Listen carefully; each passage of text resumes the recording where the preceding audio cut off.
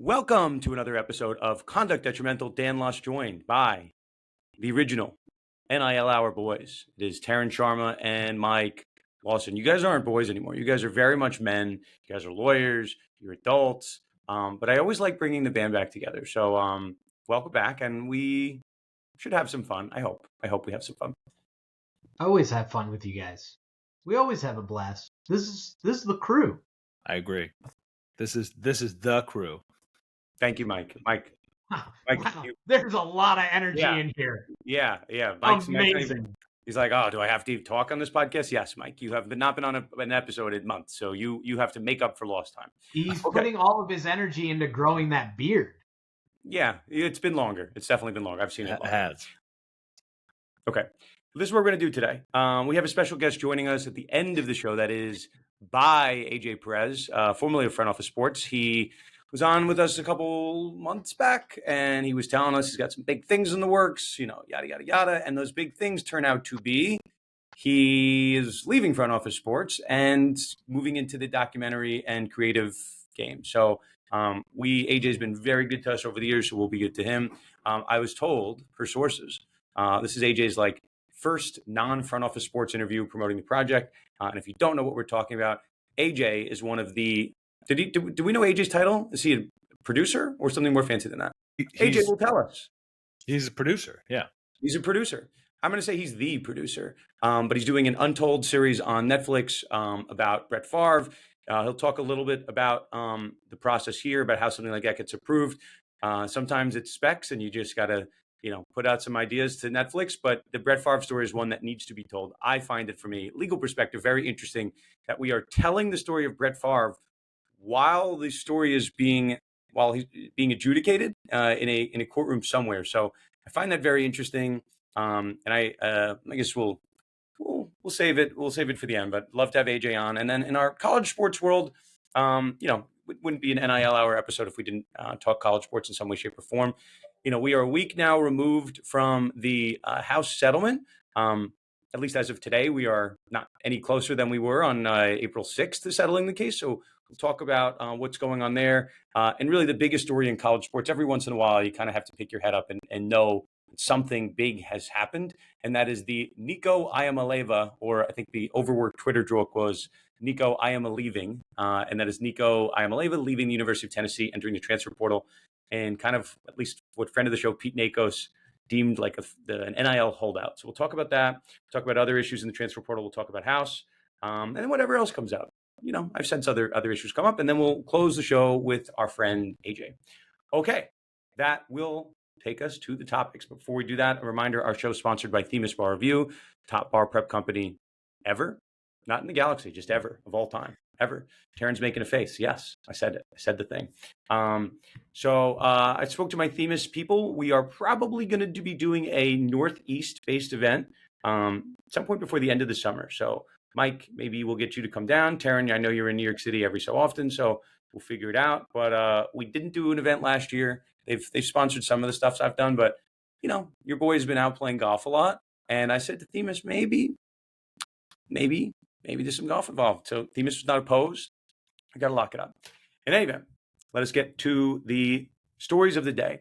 Let's start, and Taryn, I'll open this up to you. You guys were not on last week. We talked briefly about the House case, but let's start. We'll take a temperature check on House, and then I'll explain how House moves us into the Nico and transfer portal era. So Taryn, Mike, where do you think we're going with the House case? Just to walk it back, we've talked about this, but you have the House stipulated settlement that was being reviewed and discussed by Judge Wilkin April 6th, or was April 7th, one of those. We got word from Judge Wilkin that there was some amendments that needed to be made, gave some suggested amendments. On the 15th of April, there were some amended amendments to the stipulation, but there was still no stipulation regarding roster limitations. I think that was one of the sticking points. And then now we're back to final approval and review of Judge Wilkin, and we're waiting for a final order. I think that's kind of where we are currently, as that was 2 days ago we heard about the amendments. So in terms of looking forward, timeline wise, I'm not exactly sure. I don't think Wilkin gave any specific amount of time that she was going to take to look at this or make any additional comments or edits that needed to be adjusted. A separate story that was happening at the same time is the Chris Jenkins Villanova basketball player who opted out of house and then filed a separate antitrust lawsuit against the NCAA for effectively the same thing. That's what House is about, is capping and limitations on name, image, and likeness and things like that. So it's as much as, and we've talked about this before, as much as House is going to move forward in terms of a significant amount of money that's going towards every school. I think the current distribution would be something like $20 million that goes towards every school. It still leaves a lot of question marks towards like the future of NIL. And that also is getting us to, like you said, where we see what's happening with Tennessee and the issues over NIL and the transfer portal.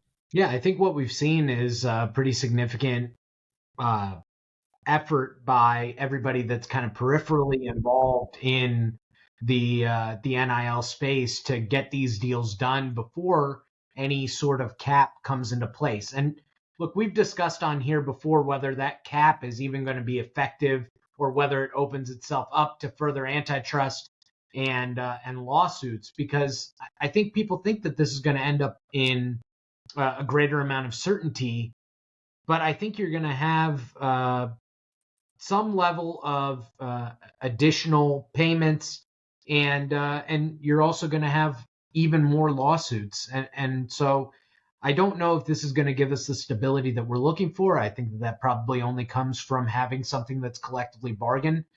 But July 1st is sort of the date, right? And so we're, 3 months away from when everyone expects this settlement to be intact, when we expect the 105-person roster limits to be intact. But last time we spoke, there were certain items that Judge Wilkin wanted to see be addressed by the NCAA and by the player class. And it remains to be seen whether they can get to an agreement on those things. I think I mentioned before, but when you're thinking about a settlement and to get to the point that they have, there's been an extensive amount of negotiations. They're trying to please a lot of people with this class and on the NCAA and conference and school side. So every change that you're looking to make, it's really getting all of those people to buy back in. And we have no idea what the level of negotiations have been around certain points. And roster limits have been something that have been pushed for by schools and conferences in the past. And so I think we're going to have a lot more discussion, a lot more compromise.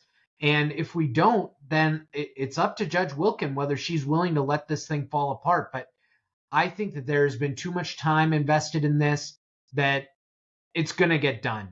And by July 1st, we are going to have the agreement, and we will enter this new era of college sports, whether it lasts the 10 years or even less that we expect. I do think what was interesting too is, speaking of the 10-year piece that you're mentioning there, and that's another sticking point too, is that you're binding athletes who, what Judge Wilkin was saying, are like between 8 and 10 years old right now. Yes. And she said they're playing on the blacktop, or like that they're literally like playing on the playground. Yeah. And they are now going to be bound by something that happened 10 years ago, or 8-9 years ago. So there's going to have to be some sort of language with opting out of that revenue sharing model and things like that moving forward. But yeah, you're right. There's a lot of pieces to this, and it's not an end all be all, but it is a big deal. So let's use this, and I mean, like, I think it's just interesting from an academic perspective where we go, just to bring us all back, and obviously stuff we've talked about in weeks past, but let's all get on the same page, right? Like, July 1st is the real deadline. I think we talked about it last week. People were pretending that April 7th was the deadline. I was talking to you guys before we started filming, that someone else says there's another deadline. The real deadline is July 1st until we hear otherwise, right? And we're kind of sitting here waiting to hear from Judge Wilkin if this is going to get approved, not approved. My old professor, Mark Edelman, has been on Twitter saying he expects some objectors to file appeals and try to bog this down and get this delayed. And we'll see. I mean, like, no one can tell you with any degree of certainty what's going to happen. This settlement, many people thought would be approved long before this, and we're still here. So I tell you that, and we'll bring this into Nico and Robert Wright III, right? Taryn, I got it right, not Bob Wright. Robert Yeah, Wright. Rob Wright. Yeah, He's a Robert guy. He's not a Rob guy. he's a Rob guy. Maybe He's not a Bob guy. Not yet. Not yet. But we'll talk about it. I'm sure there's other examples as well. So here's where things get a little tricky. So for the last, what month is it? It's April. Up until this settlement, the House settlement happened, which is almost a year at this point. We're getting close to it. There have been lawyers, some for the collectives, some for the schools, some working for the agents, myself included, that have been looking at language that's being put into these contracts, be it for a collective in athlete contract, or these kind of like contingent revenue share contracts from the school. And there's a lot of conditional language that, like, we don't really know how this thing's going to shake out. So I've seen all different, sorts of the spectrum in terms of, like, this is a conditional contract and it's null and void if this doesn't get approved by July 1st.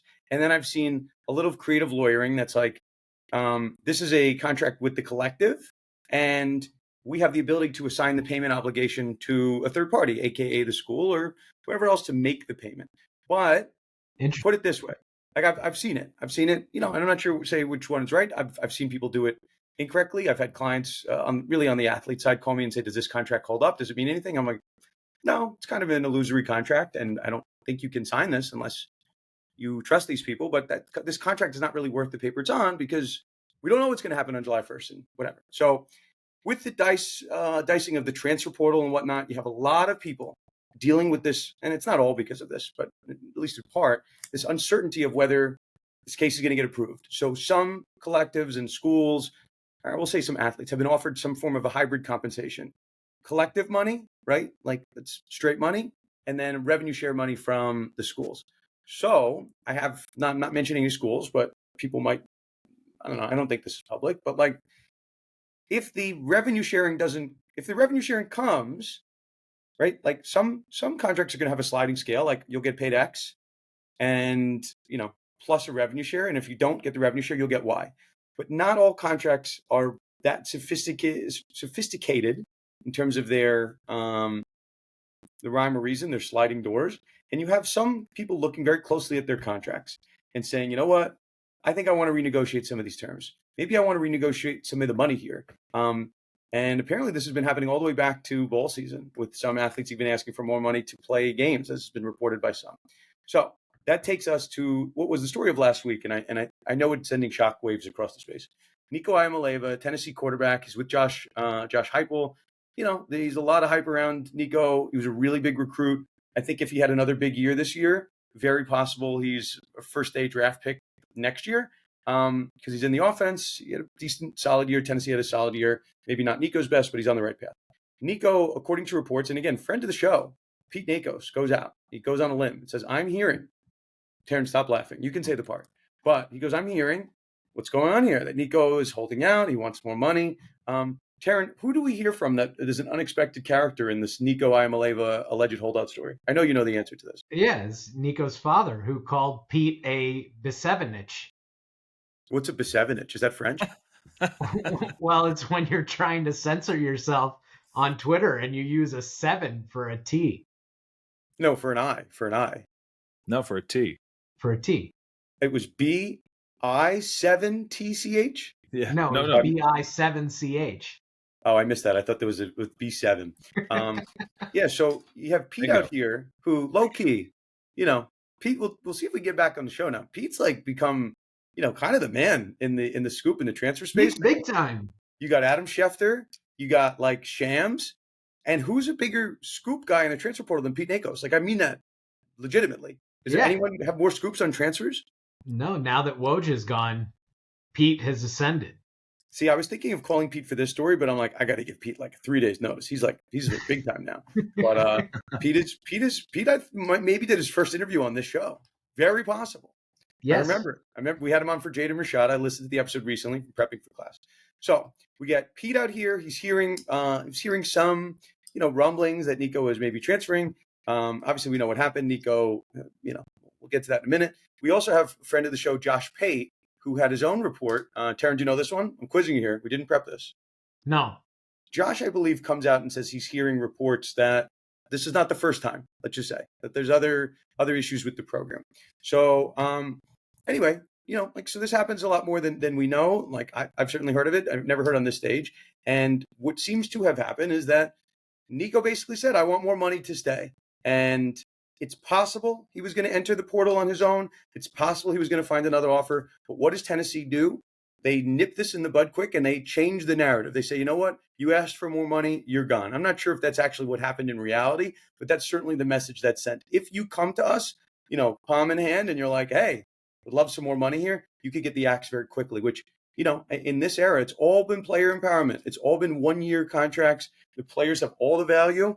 This is one of a handful of moments in this era where I think at least the optics are that the schools are really trying to take back some control. Look, I want to point out a couple of things. So with Nico, the play was fine. I thought that he really didn't play that well against more talented defenses, more complex defenses. But talented player, very athletic. First year in that system, he could have trended up. I agree with what you were saying. The hype around Nico comes from the fact that he was given an $8 million reportedly contract before he ever entered college. To even get to Tennessee, he was offered this $8 million contract, we heard. So the hype was always there because of that. The other thing is, I think that this is it's emblematic of kind of where we are right now. In the past, before everything was, above board, or that there were no rules. In the era where we still had rules, there were handlers, there were parents that were kind of hangers on and maybe not giving the best advice. But I think it was more rare. And now every kid has like a team around them, and it's been built out so much that there's almost an industry on the back of these kids, which I think isn't really fair to them. And maybe he wanted to be at Tennessee, maybe he wanted to be at UCLA. That's ultimately where he ended up. And maybe they're telling the truth. What Amanda Kristovich reported, that all of this is actually about making sure that they had the right talent on the offensive line to be able to protect him, making sure that they had the best receivers possible. But maybe it's not. And if it's not, I feel bad for a kid that, if he was leaving a situation where he was happy and instead is being pushed somewhere else because that's where the most money is this year, regardless of what the stability meant to him. So I think that with some more rules, whether that's reached by collective bargaining or not, that probably protects kids a little bit more, because I would hate to see a situation where, he's forced out of a situation that he likes. But the thing that I wanted to ask you guys, Urban Meyer kind of zagged on this. Everyone's kind of patting Tennessee on the back, saying, great job, Tennessee. Like, you really showed Nico who's boss. And he zagged because he said, everyone's patting them on the back right now, but they have to play Florida every year. And if things don't go well against Florida, is Heupel going to go out to midfield and say, hey, well, we really showed Nico who's boss? And I wanted to get your guys' take on that. Mike, what do you think? Like, is that which side are you taking? Do you think Tennessee did the right thing here? Yeah, I do. But the thing is, it's we still don't really know what the heck happened, because every source says something different. Like it boils down to the question is, why did he transfer? Was it strictly because of NIL? Were they trying to renegotiate? Was he unhappy? He ultimately said that he was going to transfer no matter what. But then there are sources, Pete Nakos comes out and says that there was a renegotiation happening. You've got his friends that were saying he was really all in on Tennessee.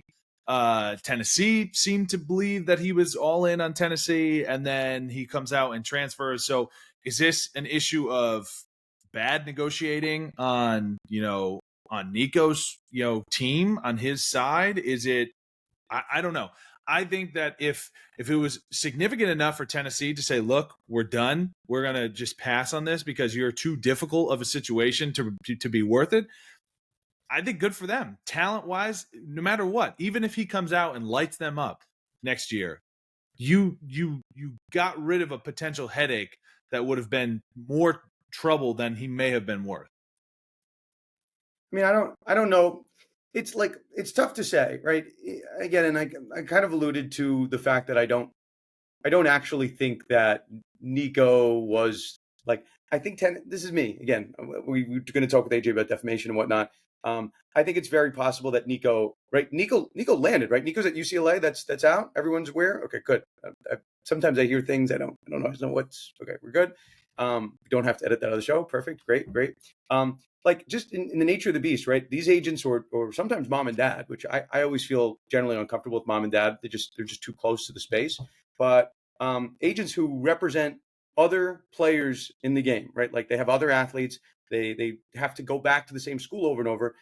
Generally, you know what you're going to expect from them. You're not going to have such crazy hardball moves because these agents know that it's going to come back around. But when you have mom and dad, short of like a LeVar Ball situation where they have like 3 really good athletes, you're probably dealing with mom and dad once. And if mom and dad burn you, there's no recourse. You're just kind of burned by mom and dad. So it's just I'm sure mom and dad can do a great job representing their kid, their son or their daughter, but they're just more, you put it this way, expect the unexpected, right? When it comes to parent representation. So I think it is very possible. Again, I don't know this, but very possible that again, this is seemingly being reported by other people, but people can do their own research. But that Nico was basically, putting feelers out through his parents, putting feelers out for money. And let's say he had, right? UCLA is who came out. Very possible that UCLA already had something agreed to, and that Nico took this to Tennessee or the collective in this instance and said, "Hey, match this or I'm gone." And Tennessee said, "I'm not going to match it." But before, they give the messaging back to Nico, they say, Nico's been cut. So I always tell you, I always tell people, the story's not always exactly what we think it is. So, with that said, you guys are both really into this NIL and transfer portal space, as am I. I have been hearing so many complaints about this aspect of quote unquote NIL and transfer portal, these 1-year successive contracts, and that there is seemingly no ramifications for holding out, right? Like you could sign with someone and then sign with someone else. And I'm not really sure that all of these contracts protect the collectives in a way where the front end money is protected, it's recoverable, refundable. I mean, I put them in for where it benefits me, but I don't always see it. So Taryn, while we're here, can you tell us about Robert, not Bob, Wright, and what went on with him? I think another just interesting example of what's going on. Yeah, but real quick, you mentioned a really interesting point about whether that money is recoverable and whether collectives have recourse. I think that's why there's a market for insurance on these contracts. And I think that we're going to see that more and more. There is a company, Players Health, that does some of this stuff. And I think that it would behoove a collective that is concerned about their exposure in that to look into that opportunity. You mentioned Rob Wright. Rob Wright, who went to Montverde and was teammates with Cooper Flagg and Derek Queen and all of those great players down there. They won the national championship in high school. Rob Wright was at Baylor this past year and had a pretty good year. He's kind of a small guard. He's a good player, though. He could shoot a little bit. And he had seemingly had an agreement to return to Baylor. And I think that Baylor thought that it was a done deal, that he was going to be getting a little raise in his NIL. and all of a sudden he hits the portal with a do not contact tag. And I know that there's been some misunderstandings about what that means. In the past, do not contact meant, they kind of know where they're going. Now it kind of means I have an agent, so don't reach out to me, reach out to my agent. So he enters with a do not contact tag, and then shortly thereafter agrees to transfer to BYU, who's going to be absolutely loaded next year, by the way. They got Debanza coming in. They've got some good talent returning. They're going to be really good. They run an NBA system. Really good program. But Rob Wright is going to be there. And he's seemingly going to be getting more money than he was going to be getting for Baylor. So Baylor, on one hand, they're not paying out this money, but on the other, they've got to now go into the portal where they don't have the relationship with the kid, and they've got to find somebody that's going to give them the production at maybe a similar number. So, yeah, I don't envy anyone who is like deeply involved in this space and where it's their money on the line. What I get a chance to do, helping student athletes, doing it in a pro bono way, I'm grateful for that. Really appreciate the opportunity to work with those kids. But if the idea of having to navigate this system, which constantly changes, and where you have no predictability, I mean, I understand why college coaches are getting paid like they are right now. Taryn, I agree with your sentiment. I just something is odd in me that like, and I'm not. I don't want people to think I'm like on a soapbox, but legally, like, and I was talking to a former, we'll say big time college quarterback somewhat recently, and I said, if everyone's getting upset about these 1-year contracts, like we could make 2-year contracts or 3-year contracts, but those are like restrictions on free market, right? Like, I'm not sure how you do this and not walk into potential antitrust liability. So like the real way to get extended contracts is through some collective buy-in from the unionization level. And again, I'm not rooting for that, but like we can't be in both buckets. We can't say, hey, the athletes should be stuck into these universities in 2- and 3-year contracts. And maybe you can. Maybe they're 2- and 3-year contract. It's fantastic, right? Like you could sue someone in court for violating that contract.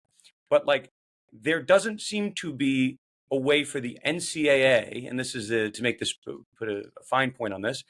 There's no way right now for the NCAA without fear of antitrust liability from punishing schools that are tampering or collectives that are tampering or punishing athletes in a way to impact their eligibility for violating a contract. Yes, you could take a student athlete to court or a football player, basketball player, whatever. I don't want to say student athlete. Apparently that's a bad word. But like, we don't really have the skin in the game like that you do at the NBA level for tampering or football for tampering. And tampering is just like rampant. And as crazy as it is to create rules around the space for schools to benefit them, you kind of okay with unionization in that world. And it's collectively bargained for. And again, non-statutory labor exemption, you can contract around this if the players and the schools and whatever bargaining units end up being agreed to agree to these penalties for violating contracts. Like you can tie that directly to gameplay, but it's still very much the wild, wild west. But yes. Well, can I ask you a question? Yes. Yeah. Of So course. one thing that has been proposed in the aftermath of this, and there was a great article in USA Today that I thought was really interesting. Matt Hayes wrote it, talking about buyouts and structuring contracts, NIL contracts with buyouts. Does that restrict movement in a way that you think would spur some sort of legislation some sort of litigation? Or is that kind of allowed because this is two parties contracting? It's not necessarily between the school and the individual. The real money will be at the collective side. So could a collective include buyout clauses and then get some of that money back and maybe tamp down the amount of movement that happens? Well, let me ask you, why not? Like, why would they be able to do that? Yeah, I don't see a reason why they wouldn't be able to. Yeah, I think that's just the key here. Like, we can have contractual liability. Like, people can sue each other, and we have yet to see one of these big lawsuits shake out. I know there was some talk about Wisconsin. We're not going to get into that whole nonsense, but like, there can be a lawsuit in court but like there's nothing short of like some type of injunction to stop player A from going to a school. Like I I don't really know how you get real skin in the game, because not all these schools are going to be afraid to, want to be the first school to sue a player, because then they're going to lose kids in the transfer portal. So it's just, you need collective buy-in from everybody. I'm done thinking that this is going to come from the federal level. I just don't think it's going to happen. And as much as people are getting nervous, oh, there's going to be unionization, like that seems to be a way to resolve this. So I don't know, my 2 cents. I don't have much more on this, but that's just, I feel strongly that that's the best way to do this. Put it that way. Yeah, it feels like the only way. Okay, this I think is a very good time to kick it to our interview with AJ Perez of Front Office Sports, making big moves. If you've read AJ stuff online, if you read Front Office Sports, he's one of the OGs of the space. He was there for 4 years and change, making a really big move. I love all these Untold series. I watch all of them, and now we have a friend that's behind one. So certainly very excited for it. Without further ado, let us kick it over to our interview with AJ Perez. AJ, welcome back to Conduct Detrimental. It's probably been a few months, but I saw some big announcement. I saw some big news. You told me you had some stuff in the works. You didn't give me any specifics, but you kind of gave me some sense. You're going to be in a little more creative role, and now we see it. I think it's the next Untold series, the Brett Favre saga. So AJ, kind of fill us in on the path to get here, and then obviously we want to talk a lot about the doc and the topic that we've spoke a lot about on the show, and talk a lot in my classrooms, Brett Favre. But AJ, pleasure to have you back. No, thanks for having me on again. So it goes back to late 2023 is when my editor at the time, Ernest, over at FOS, was like, "We have ever wonder they were funded the same time through Redbird Capital as FOS got some new funding. It's a new investment." And they're like, "What do when he came to me, like, what do you got?" I was like, Favre. I mean, Favre's, it's still going. This is at a time when, a lot of people, and if you read the texts that were coming out in 2023, it's like, there was a decent chance that he would have got charged with something, whether everybody else pretty much involved has been charged either in local court or federal court. So, but that didn't happen. I think the statute of limitations outside of one little thing is run out. The change of administration, Merrick Garland did not, his DOJ didn't go after him. So so it was kind of like, it was like the whole like crime angle kind of thing, but really, since he's only a defendant in a civil case, which is still, You got to be careful. You got to yeah. be careful. So yeah, so you have to, look at what other things have gone on, and our director Rebecca, she's an amazing director, and she really kind of got the story arc going where let's go back through the years, go back to his younger years, go back to his time with the Jets, and his time with the Vikings, and kind of develop a whole story arc on that. It does include the Mississippi welfare scandal, but other things as well. That's how we kind of just plotted it out, and we spent about, I would say about 7 months shooting, and in production. We got greenlit by Netflix pretty early in the process, but it's a long process. It's something as somebody who is, like that Fox Sports scoop we had in January, it was like, hour and a half, we got that story up, if that. And it's a longer process when you do documentaries, but it's much more collaborative. It was so enjoyable for me.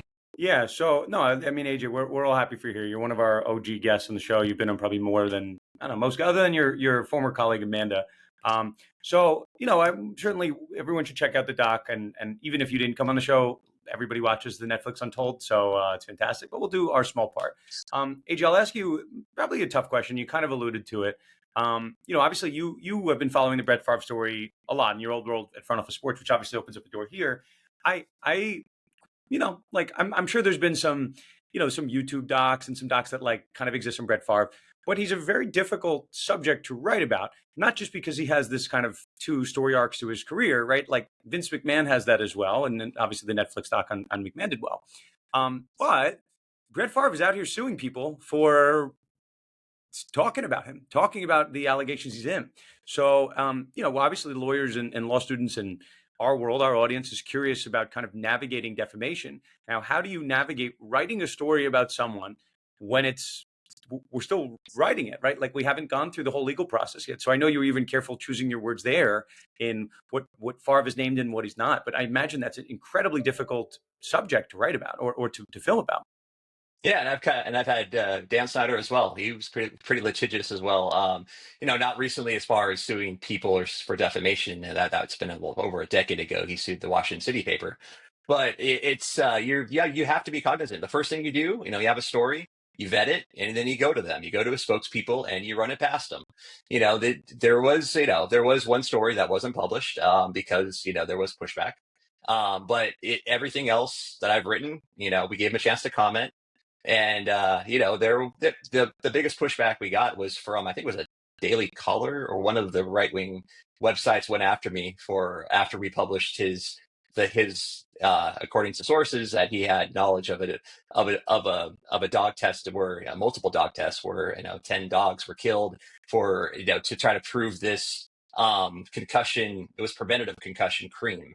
And that was, I got that. So I was targeted there, not with the lawsuit, but with a story that really didn't have legs, fortunately. And I had to make a statement, and which the first time in my career, where I had to go to my company. I'm like, yeah, we need we need to make a statement on this. Like let's figure this out. The story didn't hit because it was, I was honest, truthful. I'm very straightforward. I have, there's always like when I was in Super Bowl a couple years ago, I was doing an interview and one of my friends who's the podcast host asked, when you walk in the room, do PR people run away? And I'm like, and I said, well, the Super Bowl, like these are all entertainment. These are like entertainment PR people that don't know me. So we're good. But yeah, usually when I'm calling for a story and I've had to reassure people sometimes, I'm like, this is not going to be a negative story. I'm not looking for nothing. This is just a regular story, which I do a lot of those in my career. But yeah, I do, you do know where the limits are. And it shouldn't matter who you're covering. You should make those attempts to be 100% truthful, honest, and thorough every single time, no matter if the person is, just you're doing a story on someone down the street, I mean, you still gotta have the same ethics no matter what. I just think it's super awesome. Like Dan said, this Untold series is so popular, and it's always around. I don't know if controversial is the right word, but different stories that have caused a lot of developments and different shedding light on who character, who's the true character of these people and different things like that. And you mentioned it before that you had reached out to the Favre team and asked, for a comment from Favre. And you also said before, just writing stories and getting it vetted through their team. So how much of Favre's team is involved in this process? Are you going to them to basically saying here's what we're going to say and vetting that piece of it, or do they have access to the editing process or reviewing it, or did they tell you what's off the table, or they would potentially file any sort of suit if you bring up this or this? That was kind of that's being handled by other people. But he was not. We asked him early on in the process to come and sit down, and you'll have to watch to see if he did. But it's there. I'm sure there was a lot of going back and forth with Bus Cook and others on the legal side, which is out of my hands. Even as an executive producer, that's kind of not. That wasn't that wasn't my forte. I'm not a lawyer. So that's being handled by others. But yeah, I think no matter what, and it's also you have to. He's a beloved figure, and I was in Green Bay for one of the shoots. I know how much he's loved there. I have family from there. I have we even sent some of our camera guys to their house, and one of my cousins to shoot the stock certificate. He's still a legend there. And he's still a legend in Mississippi. So there's outside of those two places, do people follow or consider the things that aren't that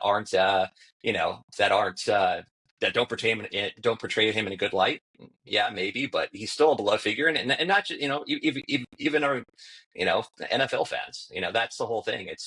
That was one of the things we want to hit home. Not that we're going after Brett Favre or anything. We want to tell the whole story. We want to tell the good and the bad.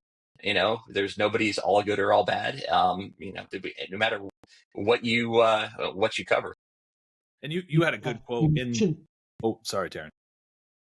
You mentioned Mississippi, AJ, and you've covered a ton of powerful people before. Were there any unique challenges in kind of reporting or making a film about somebody who really is like a king of their dominion, like he is down in Mississippi, and especially with the Southern Miss community?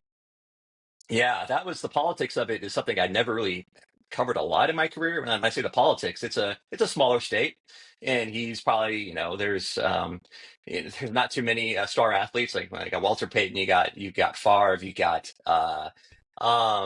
I'm missing somebody, a couple others, but yeah, Jerry Rice. There are they do love their sports figures, but Favre was on another level there.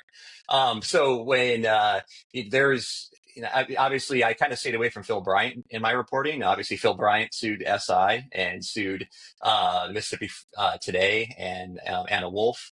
Those cases within the last couple of weeks all got dismissed. Because the you the defamation, our ability, to cover things in Mississippi is kind of hampered, really hampered by the fact they have no anti-slap law. They don't, it's compelling it to federal court doesn't always work. There's always get bounced back to the local court. Then look at, yeah, take a look at what happened with Shannon Sharp. I mean, that case was dismissed within a few months, several months, I don't know, about 6, 7 months. But then Favre appealed, and ultimately, that took several more months before it was ultimately upheld. That he, was talking when he was on FS1 talking about the case. There was some chilling effect, and I have known other reporters who, I'm not going to name, that reached out to me. I got one of those letters to say kind of be careful kind of thing. So I stayed away from Phil Bryant because I think I was not. I'm a sports writer, or I was, and Favre was the guy. That's why we're covering it, so I think that it was hard to navigate. And it's also you look at the state state AG, who less than 2 weeks before Favre was first connected to it, films a COVID PSA with Brett Favre. They were friendly. So there's a lot of layers there, and it was difficult to cover, and I still follow it now. Obviously, leaning on many local reporters, or one local reporter, Ashton Pittman, a lot. We even created a little between FOS and Mississippi Free Press. We created some content sharing. So that was one of the things I pushed for, because I'm not there. I've been there 3 or 4 times. Ashton lives there. So he's he knows the stuff backwards and forwards. So yeah, I just wanted to follow up with you, AJ. I think maybe this is from a kind of a larger aspect of this. I thought it was interesting just as a follow up too, like the whole, like you said, it's the whole story of his, infamous career. He is very beloved. You have this fan base and this fandom over him, right? As many athletes. And then I liked your quote in, the front office sports. It's like the old adage is like, never meet your heroes, because, there is a whole story to be told there. And obviously we've seen all of the negative aspect of it with the recent, civil and potential criminal, all that stuff that's happened since. But I had a general question more so from your career, your long, your great career as a sports, journalist and reporter, and then now switching into this kind of producer role. Like, can you kind of explain, like, is it more high level? Do you feel like you're doing the same thing, but it's just on a higher level being with Netflix and for the Untold series? Just curious on that. Yeah, it was like I was one of the main people who pitched the documentary to Netflix, and it was, I was, pretty nervous. Not less, I'm much more comfortable here. So I've been on this show a few times than I was talking to some people from Netflix, some high level execs who could help tell my story, because I've watched these Untolds, and I've during the Balco one, I'm texting everybody who was in it. I'm like texting everybody, Victor Conti, everybody who's in that documentary I knew and covered. This is like one of the things was like, why am I not doing these? And then so when you pitch it to Netflix, I'm like, this is a way to start doing these. When I started, I didn't know my role. It was like I was listed as a reporter, which I am. I'm a reporter. then when you get into these production meetings, and it was such a great Time Studios, all the producers there, amazing, and they were they were showing me the ropes a little bit early, but they also like, I need this. I try and track someone down. I'm like, yeah, give me a minute. Like, here's a cell number, or her cell number. It was So then you start working on story development, who you want, and when you first start the process, it's like I want an OJ. I want an OJ, and we were like trying to get OJ, and it was just we were throwing out ideas, and it's like the first couple of months is like amazing because you can go all these different directions. With Favre, it was tough because you didn't know what the criminal case, if he was ever gonna be involved in that, which he ended up not being. So that was the entire time, and and while I'm doing that, I'm covering this for FOS and covering every little turn, whether it's a sanction of one of his lawyers, something else. I was like deep into it. So it was just, it's the collaboration, which is something that I don't get to do a lot because we're FOS, we're a startup, and now now they're growing. Yeah. And it's awesome. And I'm so proud to have been 4.5 years there. It was probably the best 4.5 years of my career. But it was, and I give props to Adam and Russ, our co-founders, or sorry, Steve saying our. I still feel like I'm there sometimes, but I'm on this project. So it's like FOS's biggest thing they've done really is get a Netflix documentary. And I was thrilled to help out with that. And it was just seeing how these are made.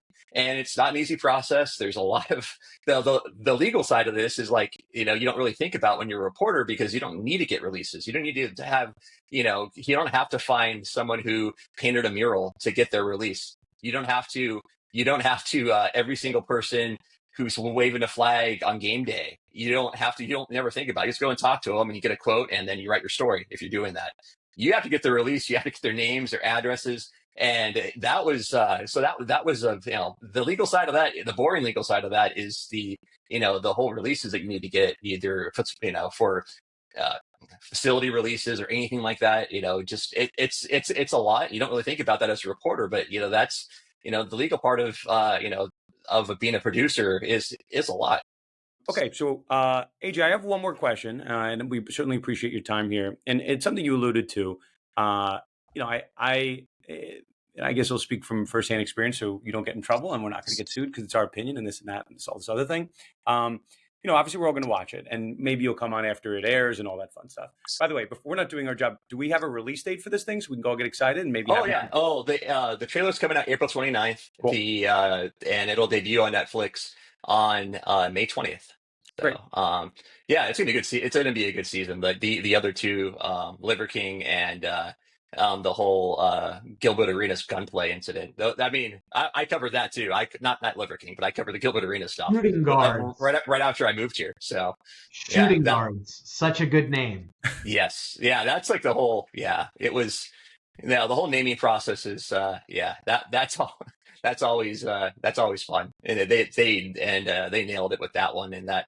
And I think that's that's one of the companies I'm actually trying to pitch. One of my who did that one is trying to pitch one of my true crimes too. So AJ, obviously we'd have you forever. We got to be we'll try to be economical because we're obviously billing by the hour, and you'll get our invoice at some point. I talk about this a lot in my class, and I don't know if it's going to come up in the doc, but maybe it'll just engage some people who have additional interest in this, right?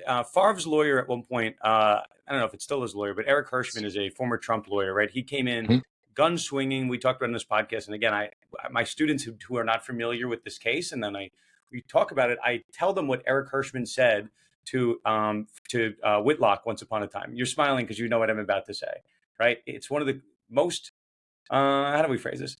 It's one of the most insane and unhinged things I've ever heard someone say, and that's my opinion.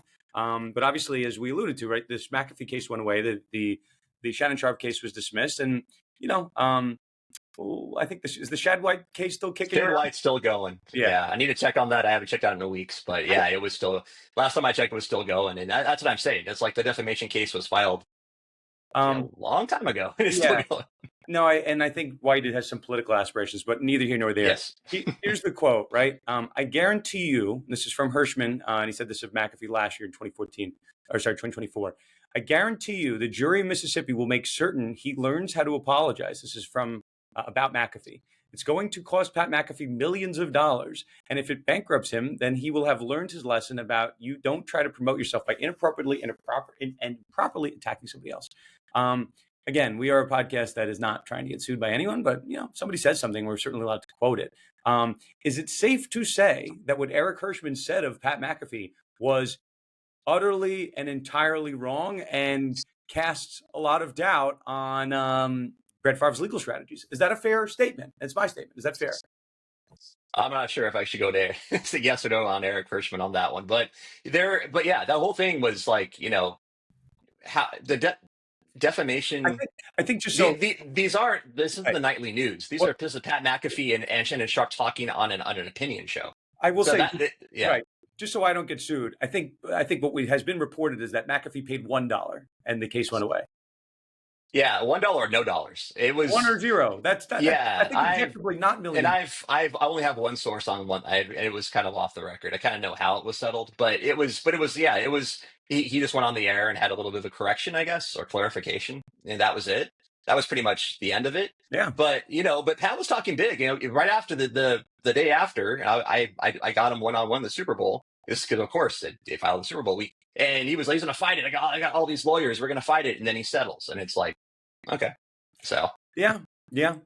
We talked about it last week. We'll probably have you on at some point, but now McAfee might be on the other end of one of these defamation cases. So as much as he says allegedly, reportedly, it's a double-edged street, and I'm certainly referencing the Ole Miss student Mary Kate Cornett, who we'll see if this ends up in a courtroom, but a lot of chatter about it. AJ, always an absolute pleasure having you on. Very excited for this next chapter in your career. Listen, if you need some lawyers to come on, right, we're happy to. And I'm going to say this: we're all invited to the premiere, right? All three of us. I don't even know where the premiere is going to be. So right. It's supposed to be. It's supposed to be solidified in a couple of days. So yeah, I will. My sources, I will let you know as soon as I know. I will text you. So. My sources might have told me that my invite got lost in the mail. That's what my sources are telling me. Well, I've been invited, but we haven't settled on the day yet. So that's what my sources are telling. It's all good. AJ, we love having you on. Wishing you all the best, and this is a very exciting project, and we're all very, very, very happy for you. Thank you, AJ. We'll have you on again, of course. Great. Thanks for having me back on. That was AJ Perez. We got to check the history books, but I think he's probably our heaviest guest that we've had from some type of outside outlet. AJ does a great job. Looking forward to watching this. What do you say, guys? April 29th? April 29th? You said the trailer is coming out on April 29th, but May 20th is the release date. May 20th. And who are we kidding? It's going to pop up on our Netflix and we're going to watch it. We don't really care about it. It'll be there. Okay, let's do this. Taryn, I'm going to give it to you. What to watch for, or just like things that you find interesting, but they got to have some legal tie-in. You got to get us there. Oh, some legal tie-in. Use your lawyer brain. Legal and lawyerly articulation. I'll take it. I have one at the end that I think is good. Go ahead. Yeah. Well, we were talking about Brett Favre, and AJ mentioned the stock certificate. It's a good thing that the Dallas Mavericks don't have a publicly traded stock, because their shareholders would be furious with their ownership and leadership. Nico Harrison this week, the general manager, who has been under fire since he traded Luka Doncic to the Los Angeles Lakers for Anthony Davis, did a kind of closed door meeting with media and was pushed on the strategy, what the plan was, because he created a 3-year window where they have to compete, because after that they don't have their first round picks, because they used those picks beginning in 2028 to improve last year's team, which did go on that run to the NBA Finals. But now they don't have a 25-year-old superstar to build around. And I don't think that he necessarily gave great answers. He basically said that they'll be borne out by when they're successful, that the strategy will look good. So I'm really not sure still what to make of the entire situation. I still can't believe that they traded Luka. I can't believe that he's on the Lakers. But what to watch for? NBA playoffs starting up, and the Minnesota Timberwolves and Los Angeles Lakers are playing in the first round, and I think that is going to be a fantastic series. I mentioned that Luka and the Mavericks made it to the finals last year. Well, they got through Minnesota to do that, consistently destroying Rudy Gobert on the pick and roll and the switches, and also with the lobs over the top to Derek Lively. Lakers don't have that type of personnel, and they don't have a Kyrie Irving, but they do have LeBron James, who arguably the greatest player to ever play, and very special in the playoffs. And then they have Luka Doncic and Austin Reeves. So I think this is going to be a great series, and that's what I'm looking forward to. NBA playoffs starting up. What do you got, Mike? Mine is, I was going to make the comment before earlier when we were referencing the Nico stuff, because what we're starting to see is competitive negotiation and renegotiation and like this free agency, right? We talk about the 1-year deals, and then you have the ease of the transfer portal. Segue. My what to watch for is the absolute crumbling of Juan Soto with his big sign with the Mets, and all of the $5 million difference between the deals between the Yankees and the Mets and all this, the crap that happened behind it. And now he's crying that Pete Alonso isn't a good enough hitter to hit in front of, and he's getting pitched to differently. I just love to watch the absolute shambles that is Juan Soto complaining now because he's hitting 230, 1 home run and 25, plate appearances. He just can't get it done for the Mets. He's gonna have a great career. I know he's gonna. It doesn't matter.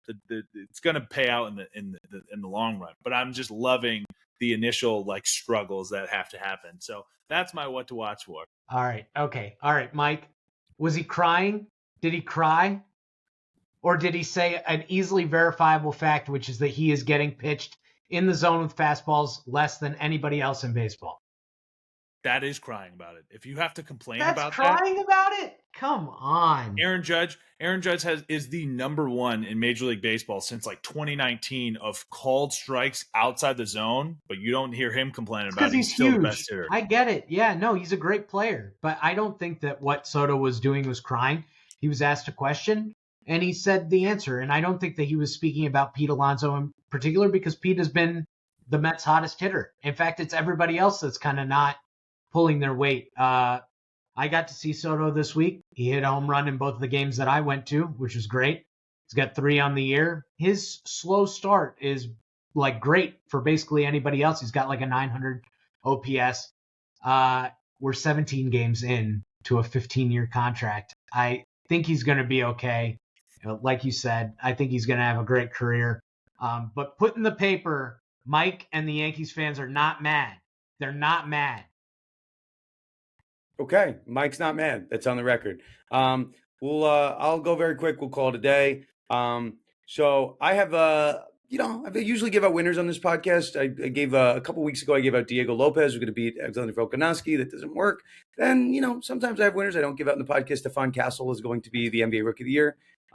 Listen, you just got to bet. You don't have to do anything, but in theory, if you bet all of them, you're probably a little bit ahead. So listen, I get some flack for missing things. Now I'll say this. So Taryn and Mike, you have no idea what I'm about to say. I kind of maybe a little bit alluded to it. We are again overdue for a conduct detrimental hangout. We do the symposiums. It's nice. We have our little network of people here of 1Ls, 2Ls, 3Ls. But the young lawyers that are kind of in the space, want to kind of network. You guys know. Maybe I haven't done it in a while. I have an interesting lateral path from law into sports. So I'm all for networking and doing fun stuff. So you guys know I'm wearing my hat. I might have allegedly played golf earlier in the day today. Maybe. We'll see if anyone at work listens to this. Maybe not. I am debating and tinkering, toying with the potential for a sports law golf thing, not a golf negotiation thing, a thing. So we don't have to go to a bar, which is kind of loud and blah, blah, blah.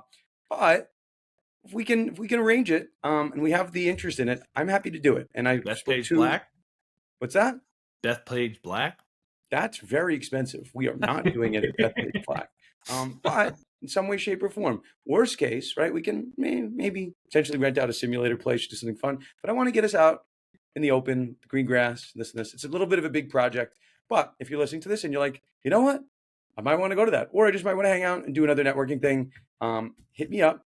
And yeah, it's always a good excuse to reach out. And again, maybe someone's listening to this and like, I reached out to Danny, never responded to me. I'm looking at my emails now. I'm ready to go. So if you want to do this, you want to hang out, I just need to get somewhat of a head count to see how realistic this is, and then I will, in theory, do the rest. That's the what to watch for. If Dan's going to come through with this fun event, maybe we'll talk some gambling, talk some golf, talk some law, some networking, good stuff. Taryn, Mike, would you fly in for said event if we did it? Yeah, I wouldn't have to fly. I'd drive. Absolutely. Drive. I might be in your neck of the woods, Mike, in June. That's all I'm going to say. Maybe for golf, maybe not, but maybe, but probably. I would. Okay, cool. Commitments. We got at least 3. No, I'm just kidding. We'll do okay. Just got to make sure it makes sense economically. Okay, cool. Guys, are we good? We good to go? Good. Okay. Pleasure having you both back. Thank you for listening to our show each and every week. And yeah, we will see you next time on another episode of the Sports Law Podcast, Conduct Detrimental.